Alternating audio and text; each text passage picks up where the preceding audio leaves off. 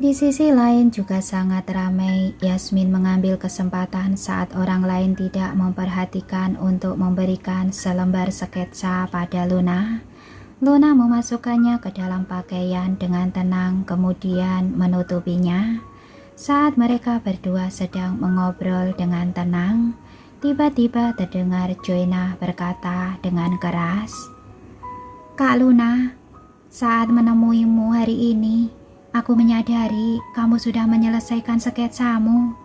Kamu benar-benar hebat. Aku dengar banyak perancang yang tidak bisa mendapatkan inspirasi walaupun sudah memeras otak selama seminggu." Di dalam perkataannya ada maksud tersembunyi yang bisa disadari oleh semua orang. Namun ketika Yasmin melihat ke arah Joanna, dia memang tidak melihat kebencian dalam ekspresi Joanna, melainkan hanya kekaguman. Tidak ada yang mengatakan apa-apa, namun para perancang menatap tajam ke arah Luna yang tersenyum dengan tenang. Semua orang langsung terpikirkan pertanyaan Joanna pada Luna kemarin. Apa tadi malam dia benar-benar menanyakan tema pertandingan pada Jason dan menggambar sketsa lebih dulu dari mereka? Pandangan Yasmin kosong saat menyadari kecurigaan dan kemarahan di mata para perancang. Tidak diragukan lagi, perkataan Joanna ingin memberitahu semua orang kalau pertandingan ini tidak adil dan ada orang yang mendapatkan informasi tema pertandingan lebih dulu. Tidak peduli seberapa keras mereka berusaha, hadiah utama akan diperoleh orang yang sudah dipilih terlebih dulu. Sederhananya, Luna sekarang adalah Sunny. Dia sama sekali tidak pernah ke kamar Jason dan tidak perlu menjelaskan pada Joanna. Dia meletakkan sendoknya, menatap mata Joanna dan berkata, "Nona Joanna, kalau bicara itu harus ada bukti. Kalau tidak, ini namanya fitnah." Tema desain bahasa rahasia permen kapas sangat jelas. Siapapun yang pernah mempelajari desain pasti akan dapat langsung memahami bagaimana tema ini harus dirancang. Kalau bukan karena mereka bertukar identitas, jadi Yasmin harus disibukkan dengan pekerjaan remeh. Kalau dalam konsentrasi penuh, dia pasti bisa membuat sketsa pertama dalam 1 jam. Mata cerah Joanna sangat berbinar. Dia memuji dengan gembira. "Perancang favoritku memang hebat. Tadi malam aku pergi ke kamar Jason. Saat itu aku tidak sengaja menginjak selembar kertas di bawah rak sepatu di kamarnya. Saat melihat sketsamu hari ini, aku melihat ada noda di sana. Aku pikir itu sketsamu yang tertinggal. Aku benar-benar sangat sedih." Dia berkata dengan ekspresi yang tulus dan sedih. "Aku sangat takut perancang yang aku suka itu tidak benar-benar berbakat. Aku datang ke sini untuk menjadi model karena rancanganmu. Aku tidak memiliki bakat dalam merancang, tapi aku sangat mengagumimu. Jika reputasimu hancur, akan menjadi pukulan yang besar bagiku." Luna memandang Yasmin dengan tenang. Yasmin tetap tenang di saat kritis ini. Saat kamu menemuinya hari ini, kameramen siaran langsung juga datang. Secara teori, dia tidak punya kesempatan mengubah sketsa yang baru. Benar tidak? Joanna mengingatnya dan mengangguk. "Benar." Yasmin tersenyum lembut. "Bukankah sudah beres? Karena tidak ada waktu mengganti sketsa yang baru. Sketsa yang muncul di kamera siaran langsung pasti memiliki noda yang dikatakan Nona Joanna. Bukankah kebenaran akan terungkap saat melihat videonya?" Joanna mengerjapkan matanya, ekspresinya tetap tidak berubah. Dia dengan hati-hati mengingat apa yang dia lihat hari ini sekali lagi. Setelah memastikan tidak ada yang terlewat, dia berkata lagi, "Oke, aku jadi tenang karena asisten Yasmin mengatakan ini tidak benar. Aku tidak memiliki maksud lain. Aku hanya berharap pertandingan ini adil dan idolaku benar-benar orang yang berbakat." Dia berbicara terus terang dan langsung mendapat banyak dukungan. Yasmin hanya tersenyum. Nona Joanna berani mengungkapkan keraguan supaya kerja keras semua orang tidak sia-sia. Ini adalah keberuntungan bagi dunia desain dan juga membawa arah yang benar bagi program ini. Aku merasa apa yang kamu lakukan sangat benar. Kameramen di samping sangat bersemangat. Pertengkaran seperti itu akan membawa banyak diskusi soal pertunjukan. Joanna segera melirik ke arah Luna yang diam dan berkata pelan, "Aku benar-benar tidak berpikir terlalu jauh. Aku menyukai Kak Luna. Aku berpikir terlalu banyak karena melihat ada masalah dengan rancangan desain." Nona Joanna. Saat ini Luna berdiri, dia memandang Joanna dengan ramah. "Maaf ya, aku tidak bodoh. Aku bisa membedakan orang yang benar-benar baik dan pura-pura baik. Aku tidak masalah jika kamu berpikir terlalu jauh atau ingin memprovokasiku. Hanya saja, perkataanmu ini sudah mempengaruhi reputasiku. Aku harap saat acara ini disiarkan dan kebenaran terungkap, aku bisa mendapatkan permintaan maaf secara publik dari Nona Joanna." Dia sama sekali tidak peduli dengan apa yang dipikirkan orang lain tentang dirinya. Dia juga tidak takut menyinggung Joanna atau sponsor di belakangnya dan langsung merobek topeng wanita jalang ini. Kemudian tertawa mencibir dan pergi meninggalkan ruang makan bersama Yasmin dengan ekspresi meremehkan. Konflik dalam tim ini tiba-tiba mencapai titik ekstrim. Semua orang berbisik dan ingin tahu tentang apa yang akan dilakukan Luna. Joanna sangat marah. Jelas-jelas Luna yang tidak tahu bagaimana harus bersikap dan pergi merayu Jason, tapi dia masih beralasan. Namun dia bahkan tidak bisa menunjukkan ekspresi marah di depan kamera siaran langsung. Saat bergabung, Kak Yuli sudah berulang kali mengingatkannya untuk menjaga karakter, tidak boleh sampai hancur. Kalau sekarang dia marah, dia akan menjadi orang yang pura-pura baik seperti apa yang dikatakan Luna. Namun senyumnya sedikit dipaksakan. Dia berdiri dan berkata dengan sedih ke kamera, "Jika Kak Luna benar-benar menginginkan permintaan maaf, aku sekarang bisa memberikannya. Aku benar-benar tidak ingin idolaku hancur seperti ini. Selain itu, kami satu tim. Dibandingkan siapapun, aku lebih berharap tidak terjadi apa-apa padanya. Maaf, aku seharusnya tidak mengatakan ini di depan umum. Bagaimanapun, setiap desain sangatlah penting bagi seorang perancang." Dia membungkuk ke arah kamera, tapi ketika dia berbalik, matanya langsung berubah menjadi suram.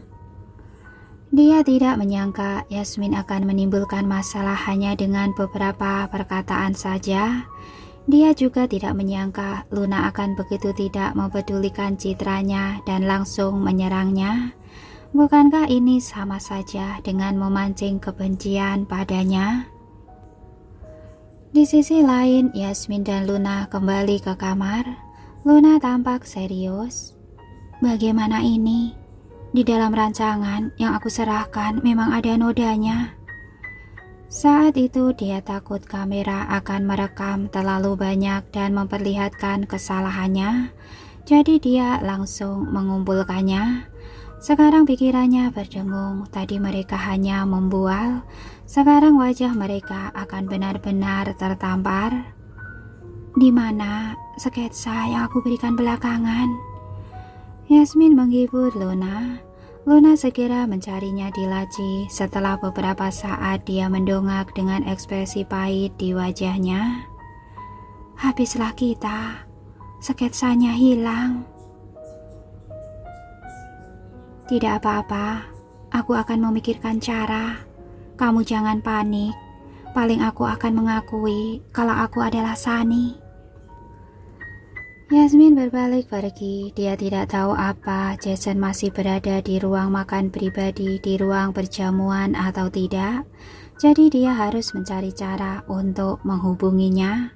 Setelah kejadian ini terjadi, para desainer mungkin tidak memiliki kesan yang baik terhadap Sunny, yang merupakan pukulan telak bagi LM.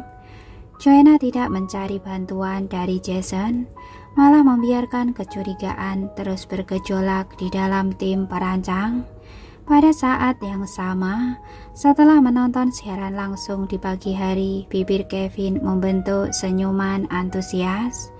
Eka bertanya dengan ragu, apa tidak akan mendiskusikan apa yang terjadi pagi ini dengan Pak Jason? Kevin tersenyum dan bercanda, tidak perlu. Kita adalah produser program.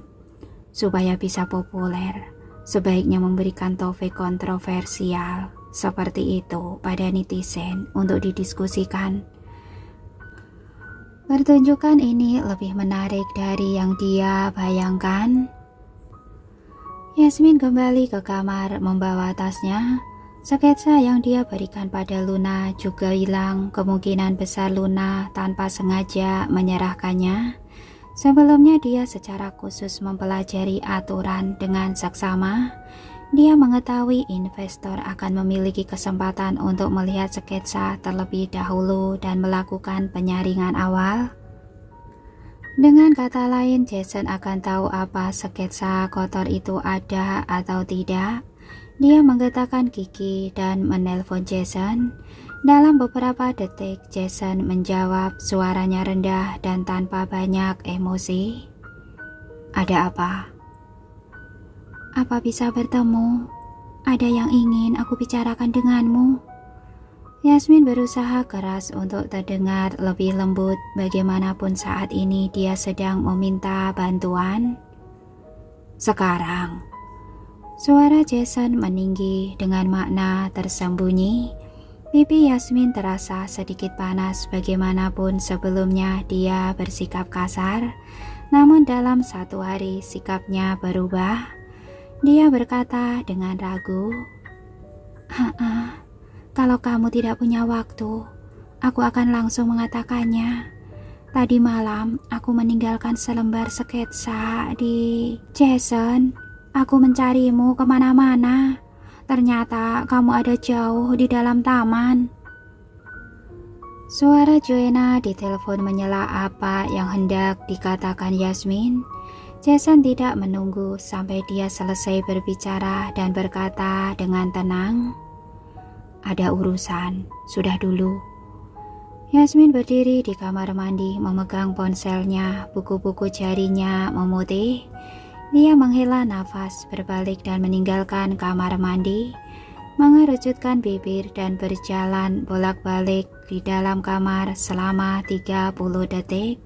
Lalu mengangkat matanya dengan penuh tekad mengambil ponselnya dan pergi. Jauh di dalam taman dia mungkin tahu di mana Jason berada.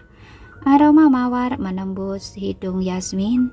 Dia berjalan di antara bunga-bunga yang lebat berbelok dari satu sudut ke sudut lainnya. Saat panik dia tiba-tiba melihat Jason berdiri jauh di dalam semak mawar di tikungan berikutnya. Walaupun mengenakan jas hitam, warna bunga mawar cerah tidak bisa menghilangkan temperamennya yang mencolok. Jason yang sedang menelpon menoleh dan melihat Yasmin, sudut bibirnya sedikit terangkat. Senyumannya tampak misterius. Dia berkata kepada orang di telepon, ada urusan, sudah dulu, nanti aku hubungi.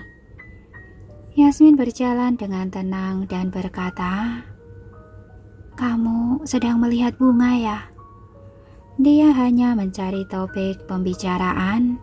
Alis tampan Jason sedikit terangkat. Dia menatap lurus ke arah Yasmin. Di luar dugaanku, kamu bisa mengejarku sampai ke sini. Tujuannya sudah ketahuan. Yasmin merasa malu untuk sesaat dan segera kembali normal. Benar-benar ada hal yang penting yang harus aku bicarakan denganmu. Jason mendekat padanya dan mencondongkan tubuh bagian atas padanya.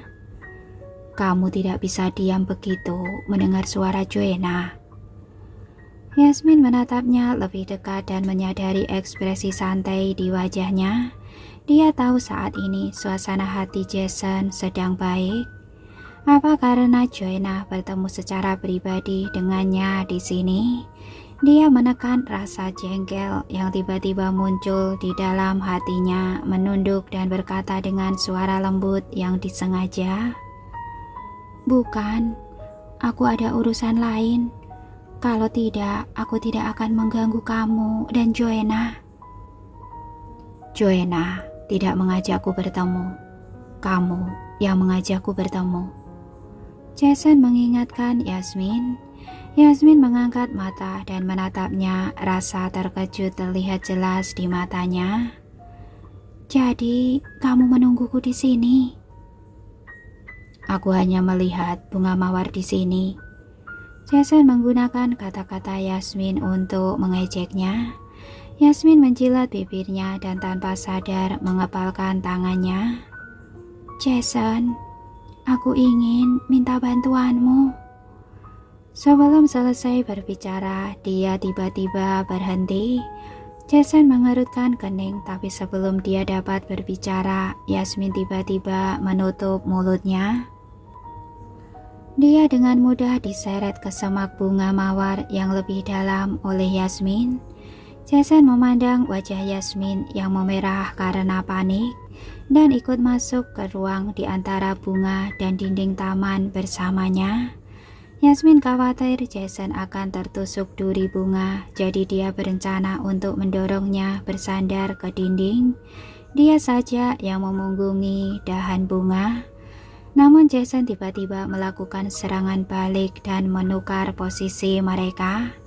Cabang-cabang bunga berdesir. Yasmin merasa gugup, tidak terlalu memikirkan alasan Jason ingin bertukar tempat. Jason merasakan ranting mawar menekan punggungnya dengan keras, memaksanya untuk terus mendekat pada Yasmin. Namun dia tetap terlihat santai, fokus pada bibir yang digigit wanita di depannya. Menelusuri garis bibir dengan matanya. Tubuh lembut Yasmin menekannya semakin dekat dan dia bisa dengan jelas merasakan lekuk tubuhnya. Ada langkah kaki mendekat. Yasmin menahan nafas, ekspresi wajahnya jelas terlihat tegang. Jason memandangnya dengan penuh minat. Orang yang datang itu berjalan berkeliling sebentar, lalu langkah kaki itu dengan cepat menghilang. Yasmin menghela nafas lega dan segera menatap Jason. Menyadari dia masih menutupi mulutnya, dia menyentakkan tangannya ke belakang seolah-olah dia telah berbakar. Kemudian menyadari Jason hanya berjarak satu kepalan tangan dari wajahnya. Dia dengan cepat mengulurkan tangan dan mendorongnya. Tubuh Jason didorong keluar sedikit, namun didorong kembali ke posisi semula oleh dahan bunga yang lebat. Jason menabraknya dan mendengus. Jangan bergerak. Yasmin langsung menjadi kaku dan tidak bergerak. Mata Jason gelap, dia mendekati Yasmin dan mengingatkan dengan suara rendah. Kalau sampai rusak, impianmu memiliki anak akan hancur. Candaan ini terasa menusuk telinga karena kata anak. Yasmin tidak menyukai topik tentang anak. Dia bahkan merasa agak sedih ketika Jason mengatakannya. Jason tidak pernah ingin punya anak, tapi menggunakan kata-kata ini untuk menyakitinya. Alis Yasmin berkerut sejenak, lalu kembali rileks dan dia berkata kepada Jason dengan ramah, "Kamu tahu, Luna tidak pernah datang menemuimu. Aku yang menghilangkan sketsanya. Kemudian kamu mengembalikannya padaku. Kamu pasti ingat di atasnya ada noda. Jason mengangguk sedikit tapi berkata, "Apa kamu yakin ingin kita bicara secara rahasia seperti ini?" Suasananya terlalu serius tapi postur mereka terlalu ambigu. Jason dan Yasmin pernah melakukan berbagai postur saat bicara, tapi tidak pernah menggunakan postur seperti ini. Begitu Yasmin tersadar, dia sedikit merona. "Aku akan keluar melihat situasinya." Tubuhnya melewati tubuh Jason, namun baru saja bergerak, Jason sudah menahan pinggangnya. "Kita bicara seperti ini saja." Suaranya serak tapi ekspresi wajahnya sangat tenang. Yasmin menunduk dan pipinya memerah. "Apa kamu bisa membantuku mengambil kembali sketsa yang kotor itu? Seharusnya kami menyerahkan 2 salinan. Hanya mengambil kembali salinan yang kotor tidak akan berdampak apapun pada program." Jason teringat 2 rancangan desain yang identik itu. Hari ini ada beberapa perancang yang menyerahkan rancangan lebih cepat dari jadwal, Sunny termasuk di antaranya. Sebagai investor dalam program ini, Jason harus memilih desain berkualitas tinggi untuk dibeli setelah kompetisi dan menjualnya sebagai barang mewah di bawah anak perusahaannya. Jadi tentu saja dia berhak melihat sketsa itu terlebih dahulu.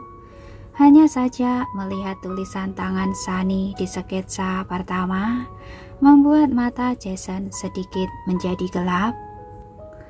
Matanya menyapu alis Yasmin, dia berkata dengan santai, "Demi selembar sketsa, kamu tidak ragu-ragu untuk melemparkan dirimu ke dalam pelukanku. Kamu benar-benar baik pada Sunny." Yasmin tertegun sejenak, kemudian menyadari bahwa Jason mengira dia sengaja melakukan adegan tadi. Kemarahan muncul di hatinya. Yasmin sangat ingin menendangnya dengan keras, tapi pada akhirnya dia menahannya. Demi berlian dan LM, apapun yang terjadi, dia harus menahannya. Dia meletakkan tangannya di pinggang kekar Jason dan terus menyanjungnya sampai mati.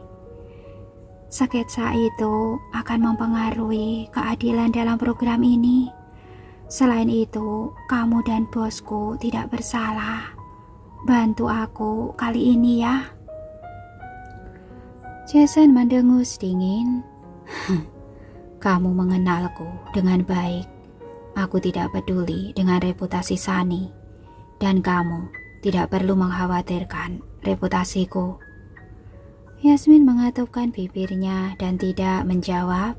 Status Jason di tim produksi membuatnya mudah untuk menjadi tidak bersalah, dan hidup mati orang lain tidak ada hubungannya dengan dia. Jason kemudian mencubit dagunya dan berbisik, "Yasmin, masalah ini adalah kesalahanmu sendiri, jadi kamu harus menanggungnya sendiri. Kalau kali ini aku membantumu, bagaimana dengan lain kali? Kamu harus ingat itu." Yasmin mengira selesai bicara, Jason akan langsung pergi. Jadi dia mengulurkan tangan dan meraih tangan Jason, sikapnya melunak dan bicara dengan sedikit panik. "Jason, kehilangan sketsa ini akan membuatku kehilangan pekerjaan. Bu Luna juga sangat baik padaku, membuatku menemukan nilai diriku. Bantu aku sekali ini saja." Dia dengan menggoyangkan tangan Jason dengan lembut dan berkata dengan manja centil. Namun Jason tidak bergeming. Sejak Yasmin mengajukan cerai padanya, lebih sering bersikap marah daripada lembut. Selain itu, setiap kali bersikap lembut saat ingin meminta sesuatu sangat jelas dan disengaja. "Kamu benar-benar ingin bercerai denganku?" Jason tiba-tiba mengganti topik pembicaraan. Yasmin tidak dapat mengerti isi pikiran Jason. Setelah mempertimbangkannya, dia menjawab dengan hati-hati dan tulus. Kamu tenang saja. Aku memutuskan bercerai denganmu setelah pertimbangan yang seksama dan mendalam. Aku sama sekali tidak merasa tidak rela atau marah. Setelah bercerai, aku juga tidak akan balas dendam padamu, apalagi merasa tidak puas pada Joanna. Jason mencibir. Yasmin bicara dengan sangat tulus, tapi tindakannya sangat berbeda. Jason malas membahas hal seperti tarik ulur ini. Dia mendorong Yasmin menjauh keluar dari semak bunga tanpa lupa memperingatkan Yasmin. Seorang wanita yang sudah menikah tidak boleh mengenakan pakaian yang menunjukkan pinggangnya. Setelah mengambil 2 langkah, dia berhenti, menatap Yasmin yang terkejut dan kemudian berkata, kalau melayani orang adalah keahlianmu, kamu akan memiliki nilai seperti itu selama sisa hidupmu di sisiku. Yasmin tidak mengerti kenapa pria itu tiba-tiba marah. Alisnya yang halus mengernyit dan memikirkan dengan hati-hati apa ada yang salah dengan perkataannya tadi. Dengan begitu dia bisa memperbaikinya. Jason yang telah berjalan jauh menarik dasinya dengan kesal, mengeluarkan ponselnya dan mengirimkan pesan kepada Caleb. Aku ingin semua informasi tentang Luna. Semakin detail, semakin baik. Yasmin kembali ke kamar. Dia merasa sakit kepala memikirkan bagaimana cara mendekati Jason dan membujuknya untuk mengembalikan sketsa itu padanya.